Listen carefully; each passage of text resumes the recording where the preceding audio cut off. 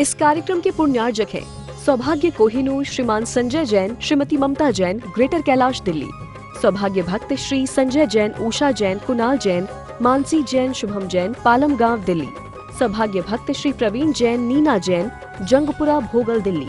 सौभाग्य भक्त श्री राकेश जैन, रजनी जैन, मानू जैन, प्रज्ञा जैन, डॉक्टर अंकित जैन, डॉक्टर श्वेता जैन, यशिका जैन, ओमांशु जैन, इवान जैन, भोगल आश्रम दिल्ली। सौभाग्य भक्त श्री वीरेंद्र जैन, श्रीमती अंजुला जैन, रोहिणी दिल्ली। सौभाग्य भक्त श्रीमान सचिन जैन, सीए, श्रीमती प्रियंका जैन, अदिति जैन, विधि जैन, पहाड़गंज दिल्ली। महानुभाव, हमारे साधु जीवन का ये 22वां चतुर्मास चल रहा है और भक्तांबर जी की विशेष आराधना निश्चित रूप से पिछले 10 साल से दिल्ली शहर में जहाँ जहाँ भी चतुर्मास होता है, स्थापना के तुरंत बाद अगले दिन से भक्तांबर की आराधना प्रारंभ हो जाती है। और मैं समझता हूँ कि भक्तांबर जी की आराधना 48 दिन के अलावा कई बार, अनेक बार कराने का हम लोग प्रयास करते हैं। मैं अक्सर आपसे कहता भी हूँ कि जैन धर्म में यदि णमोकार महामंत्र के बाद सबसे ज़्यादा कोई पाठ पढ़ा जाता है, कोई आराधना की जाती है, कोई स्तुति की जाती है, तो यह भक्तांबर आराधना महोत्सव की है कि जैन धर्म में नमोकार मंत्र के बाद आज बच्चे को यदि याद है तो भक्तांबर स्तोत्र याद है। भक्तांबर स्तोत्र पढ़ने का कारण क्या? नमोकार मंत्र में आपने परमेष्ठियों को नमस्कार कर दिया। एक अपना अपना विचार होती है, अपनी अपनी व्यवस्था होती है। मैं कई बार सोचता हूं कि भक्तांबर लोग क्यों पढ़ते हैं? कल्याण मंदिर पढ़ सकते हैं, विशापहार भी पढ़ सकते हैं, ऋषि मंडल स्तोत्र भी पढ़ सकते हैं, बहुत सारे लोग पढ़ते भी हैं, लेकिन क्यों? तो इसके चिंतन की जब गहराई में जाते हैं तो मालूम चलता है कि भक्तामर शब्द में सबसे पहला क्या है? भक्तामर की भक्त अमर, कि भक्त जो है वह अमर हो जाता है। भगवान आदिनाथ की स्तुति करने से क्या होता है?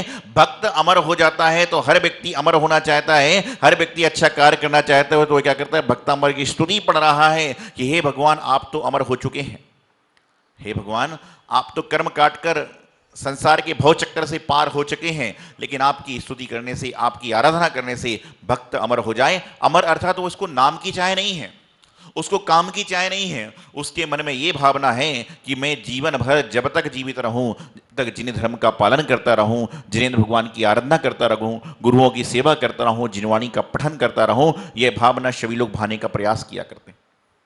आज वर्तमान में जहां जहां पर क्रियाएं होती हैं, व्यवस्थाएं होती हैं, अन्य अन्य सारी क्रियाएं यहां पर चला करती हैं, लेकिन मैं हमेशा एक बात कहता हूं, जिस प्रकार से आप कहते हैं ये भाई बहन का जोड़ा है, ये पति पत्नी का जोड़ा है, लेकिन जैन धर्म में यदि 3 जोड़े ना हो तो जैन धर्म में कोई क्रिया हो ही नहीं सकती। 3 जोड़े जब तक ना हो, जब तक जैन धर्म की कोई भी क्रिया संपूर्ण हो ही नहीं सकती है। कौन कौन से 3 जोड़े होंगे? कौन कौन से 3 जोड़े होंगे? तो सबसे पहला है पूजा अभिषेक।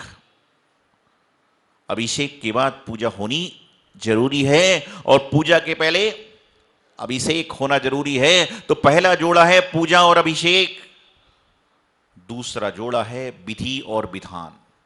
कि कोई भी विधान हो, कोई भी क्रिया हो, जब तक विधि पूर्वक नहीं होगी, जब तक वह संपन्न नहीं होगी। और तीसरा जोड़ा है ग्रंथ और गाथा। कि कोई भी ग्रंथ हो, बिना गाथाओं के वह ग्रंथ कहलाएगा ही नहीं, और कोई भी गाथा हो जब तक वह ग्रंथ में समाहित नहीं होगी, जब तक वह ग्रंथ का रूप लेगी नहीं। तो 3 जोड़े के बिना पूरे जैन धर्म में क्रियाएं हो ही नहीं सकती। पहला है पूजा अभिषेक, विधि विधान, ग्रंथ और गाथा। लेकिन आज हम क्या कर रहे हैं? एक व्यक्ति एक बार संत के पास पहुंचा, बोले महाराज जी मुझे तत्वाश्रुत पूरा याद है। महाराज जी बोले बहुत सुंदर, आशीर्वाद। बोले मुझे रत्नकर्ण श्रौकाचार्य पूरी याद है। महाराज जी बोले बहुत अच्छी बात है। और बोले समय सार का मैं अध्ययन कर रहा हूं। बोले बहुत अच्छी बात है। महाराज जी ने उससे पूछा जब लगा कि ज्यादा बात हो रही है, महाराज जी से उसने पूछा, भाई साहब समय सार का आप अध्ययन कर रहे हो, समय सार का आप अध्ययन कर रहे हो, समय सार को आप पढ़ रहे हो, समय सार को आप समझ रहे हो, ये बताइए कि 535 नंबर की गाथा में समय सार में क्या लिखा है?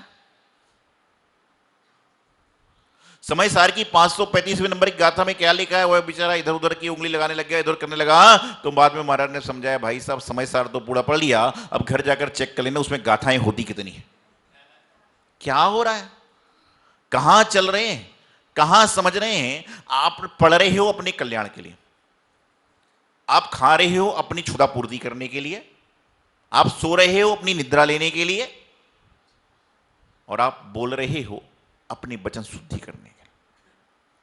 बोलिए, बोलने में कोई बुराई नहीं है, सुनिए, सुनने में कोई बुराई नहीं है, लेकिन कम से कम जीवन में इतना बोलिए कि लोग आपको बोलें भैया बोलते रहो।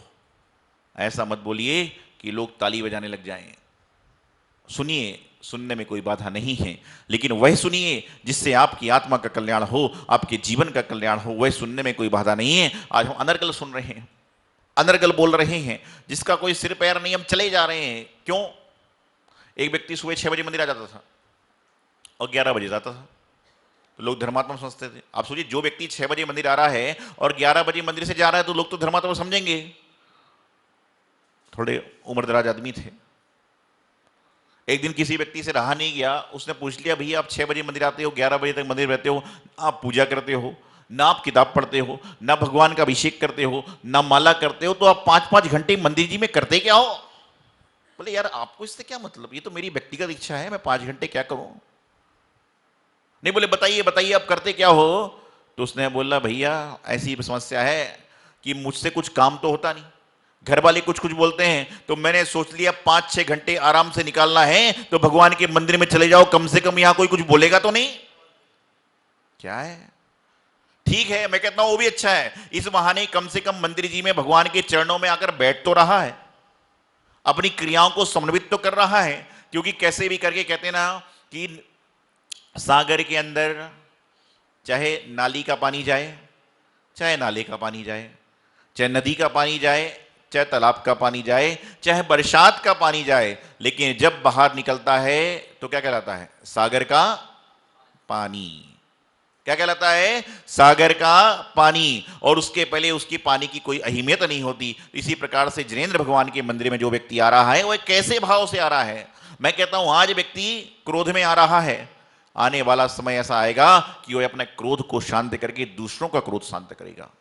क्योंकि भगवान जिनेंद्र भगवान का समोष्ण, भगवान का परिकर ही ऐसा होता है, यहाँ की आभा मंडल ही इस तरह से होती है कि प्रत्येक व्यक्ति को जीवन में सुख शांति का अनुभव हो जाया करता है। तो भक्तांबर जी की आराधना आप सभी ने की।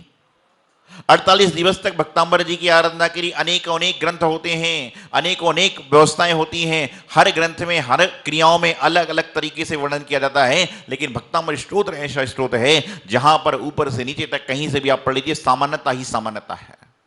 इस ग्रंथ में 2688 अक्षर, 4032 मात्राएं। इस स्तोत्र में 2688 अक्षर, 4032 मात्राओं के द्वारा इस ग्रंथ को संपन्न और संपादित किया गया। प्रत्येक काव्य में, प्रत्येक छंद में 4-4 लाइनें हैं और प्रत्येक लाइन में 14-14 अक्षर हैं। ऐसे पूरे ग्रंथ में, पूरे भक्तांबर स्तोत्र में, ग्रंथ बोलने में आता है बार बार, भक्तांबर स्तोत्र में 48 काव्यों के माध्यम से 2688 अक्षरों में आचार्य श्री मानतुंग स्वामी जी महाराज ने इसको रच दिया। और विभिन्न विभिन्न तरीके से आज भक्तांबर जी की हीलिंग हो रही है, रेकी के माध्यम से किया जा रहा है। जब मुझसे लोग पूछते हैं कि महाराज जी ये सब किस तरह की हीलिंग है, किस तरह की आराधना है, तो मैं उनको सिर्फ एक ही जवाब देता हूं कि भगवान महावीर स्वामी के पास, भगवान पारसनाथ स्वामी के पास, भगवान मुनीश्वरनाथ, भगवान आदिनाथ, भगवान महावीर स्वामी के पास जो व्यक्ति भक्तांबर जी की आराधना करने आ जाता है, उसके जीवन में मैं सोचता हूं कभी भी हीलिंग की आवश्यकता पड़ेगी ही नहीं। क्योंकि लोग हीलिंग दे रहे हैं आपको पढ़ पढ़ के, और आप स्वयं यहां पर भगवान की आराधना कर रहे हो, तो आपको हीलिंग रेकी की जरूरत क्या पड़ेगी? विचार करिए। आप लोगों से, वो भी उत्तम बात है, और उसके माध्यम से लोगों का उपचार हो रहा है, लेकिन आप स्वयं जब यहां पर आकर मारने पर अर्घ समर्पित करते हो तो मैं समझता हूं कि कभी जीवन में हीलिंग की जरूरत नहीं पड़ेगी। आपको जरूरत पड़ेगी तो आपको भगवान की आराधना करने के बाद में फीलिंग की जरूरत पड़ेगी कि हीलिंग से क्या होगा मालूम नहीं, लेकिन आप फीलिंग करिए कि हमने भगवान की आराधना करी तो हमारे जीवन में क्या फीलिंग आ रही है, हमारे जीवन में क्या बदलाव आ रहा है, तो समझ के चलना कि जीवन का कल्याण हो जाएगा। आज वर्तमान में स्तोत्र पढ़े जा रहे हैं, पूजाएं पढ़ी जा रही हैं, विधान रचे जा रहे हैं। और मैं आपको बताऊं, मैंने इतने जीवन में इतने सारे विधान देखे, इतनी सारी पूजाएं देखी, हर चीज में बदलाव हो गया, लेकिन आज तक किसी भी स्त्रोत में बदलाव नहीं हुआ है। तो मात्र भक्तामृत स्त्रोत ऐसा है जिसमें आज तक कोई संत ने, कोई पंडित ने, कोई विद्वान ने, कोई पादरी ने कोई बदलाव नहीं कर पाया, क्योंकि यह बदलने वाली चीज नहीं है, यह लोगों के बदलाव करने वाली चीज है कि भक्तांबर के स्त्रोत पढ़ने से लोगों के जीवन में अपने आप बदलाव आ जाता है, वह किसी को बदलने की आवश्यकता नहीं होती।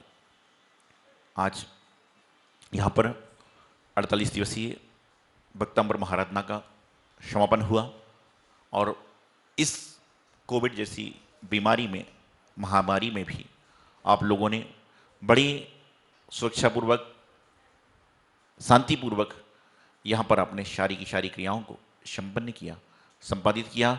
निश्चित रूप से यह भगवान की आराधना, भगवान की पूजन, भगवान की भक्ति आपके जीवन का कल्याण करेगी, आपको जीवन के उत्थान की ओर ले जाएगी, आपके जीवन को अनेक अनंत ऊंचाइयों तक पहुंचाएगी। बस अंतर इतना है कि हम कर क्या रहे हैं, क्यों कर रहे हैं, किस लिए कर रहे हैं, इसको आप अपने जीवन में जान लोगे तो आपको कहीं पर भी जाने की आवश्यकता नहीं है। नहीं तो बस पूछा गया कि मंदिर क्यों गए थे, एक व्यक्ति से पूछा गया कि मंदिर क्यों गए थे, तो उसने जवाब दिया कि आज रविवार है। क्या जवाब दिया? आज रविवार है, बंद व्यापार है। आज रविवार है, बंद व्यापार है, इसलिए मंदिर आना पड़ा। क्या है, कोई बात नहीं, आज बंद व्यापार है, आज आ रहा है, और ऐसे समय आएगा कि दो ज्यादा होगा तो व्यापार में पहुंचेगा। तो जीवन का कल्याण करिए, जीवन को उन्नति के पथ पर ले जाइए और जीवन को मोक्ष मार्ग पर लगाना है तो देव शास्त्र गुरु की भक्ति समागम करें, जिससे जीवन का कल्याण हो और अपने सारे मन के विकार भावों को धोने का पर्व पर्युषण पर्व कल से प्रारंभ हो रहा है। इस पर्युषण पर्व में मैं समझता हूँ उत्तम क्षमा, मार्दव, आर्जव, सोच, सत्य, संयमता, किंचन, ब्रह्मचर्य, इन 10 दिनों में आप सारे के सारे चीज़ों का कल्याण करें। कल से यहाँ पर कल्पद्रुम महामंडल विधान का विशेष आयोजन होगा, उसमें उपस्थित होकर धर्म लाभ लें। सभी का जीवन मंगलकारी हो। आदिनाथ भगवान के श्री चरणों में यही भावना कि हे भगवान, आपके आशीर्वाद से, आपकी आराधना से हमारे संघ के साधुओं का, उपस्थित सभी भक्तों का और सभी समाज का, राष्ट्र का, देश का, विश्व में सभी के जीवन में स्वस्थता बनी रहे, आरोग्यतापूर्वक जीवन हो और सभी के जीवन कल्याण हो, यही मंगल भावना आचार्य गुरुवर सिद्धांत सागर जी महाराज। इस कार्यक्रम के पुण्यार्जक हैं सौभाग्य कोहिनूर श्रीमान संजय जैन, श्रीमती ममता जैन, ग्रेटर कैलाश दिल्ली। सौभाग्य भक्त श्री संजय जैन, उषा जैन, कुणाल जैन, मानसी जैन, शुभम जैन, पालम गांव दिल्ली। सौभाग्य भक्त श्री प्रवीण जैन, नीना जैन, जंगपुरा भोगल दिल्ली। सौभाग्य भक्त श्री राकेश जैन, रजनी जैन, मानू जैन, प्रज्ञा जैन, डॉक्टर अंकित जैन, डॉक्टर श्वेता जैन, यशिका जैन, ओमांशु जैन, इवान जैन, भोगल आश्रम दिल्ली। सौभाग्य भक्त श्री वीरेंद्र जैन, श्रीमती अंजुला जैन, रोहिणी दिल्ली। सौभाग्य भक्त श्रीमान सचिन जैन, CA, श्रीमती प्रियंका जैन, अदिति जैन, विधि जैन, पहाड़गंज दिल्ली।